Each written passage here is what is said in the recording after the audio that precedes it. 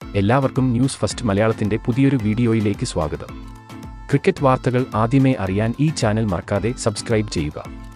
India England മൂന്നാം test ഇന്ന് തുടങ്ങിയിരുന്നു. ഇന്ന് ടോസ് നേടിയ ഇന്ത്യ ബാറ്റിംഗ് ആണ് തിരഞ്ഞെടുത്തത്.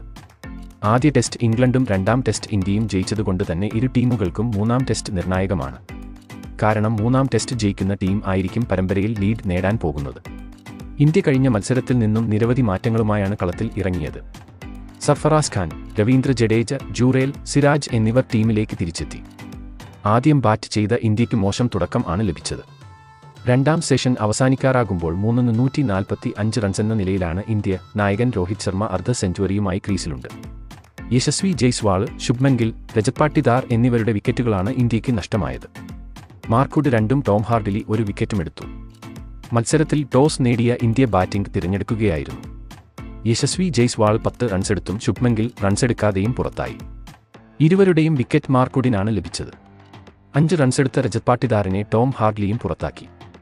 ഒരു ഘട്ടത്തിൽ ഇന്ത്യ 3-33 എന്ന നിലയിലേക്ക് കൂപ്പുകുത്തിയെങ്കിലും രോഹിത്തിന് കൂട്ടായി രവീന്ദ്ര ജഡേജ എത്തിയത് ഇന്ത്യൻ സ്കോർ മുന്നോട്ട് ഉയർത്താനായി.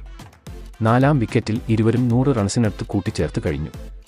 രോഹിത് ശർമ്മ 75 റൺസുമായും രവീന്ദ്ര ജഡേജ അർദ്ധ സെഞ്ചുറി നേടിയും ഇപ്പോൾ ക്രീസിലുണ്ട്. അപ്പോൾ ഇതുപോലത്തെ ക്രിക്കറ്റ് വാർത്തകൾക്കായി ഈ ചാനൽ മറക്കാതെ സബ്സ്ക്രൈബ് ചെയ്യുക.